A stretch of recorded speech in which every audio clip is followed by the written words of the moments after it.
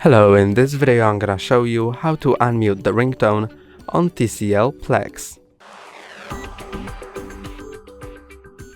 To unmute your ringtone, slide down from the top of your screen, then you can see this crossed speaker. You can put it in 3 different modes. When you click on it, now it's not crossed, so you are in sound mode, so you will hear incoming ringtone and notifications. You can click on it again. Now you are in vibrate mode, so you will not hear the ringtone notifications, but you will feel vibrations for that. And now you're in silent mode, so it's muted.